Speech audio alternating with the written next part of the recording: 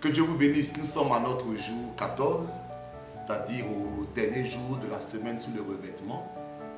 Et notre thème aujourd'hui, c'est Seigneur, revêt-moi du fardeau de ton œuvre. On va lire ensemble Jérémie 48, le verset 10. Faisons la lecture. Maudit soit celui qui fait avec négligence l'œuvre de l'Éternel. Maudit soit celui qui éloigne son épée du carnage.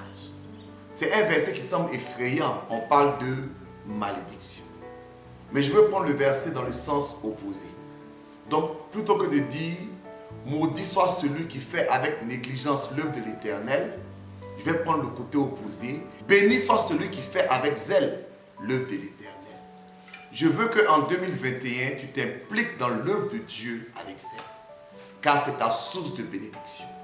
Notre Seigneur lui-même, en parlant de son implication dans l'œuvre de Dieu, a pu dire « Le zèle de ta maison me dévore ».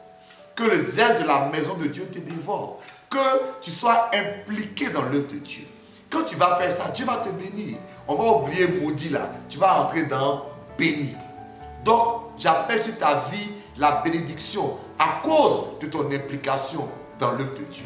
À cause de ton travail pour Dieu. Ne sois plus un chrétien du dimanche. Sois impliqué. Trouve une responsabilité dans l'église. Et si tu en as déjà une, implique-toi encore plus pour que Dieu te bénisse. Voici nos 3 sujets du jour.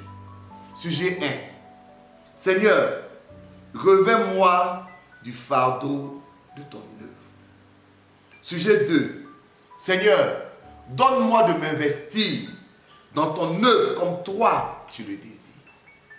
Donne-moi de m'investir dans ton œuvre comme toi tu le désires. Et sujet 3. Seigneur, brise tout ce qui m'empêche de travailler pour toi. Bien-aimé, implique-toi dans l'œuvre de Dieu. Prie pour que Dieu te revête de ce fardeau et que Dieu te bénisse. À demain.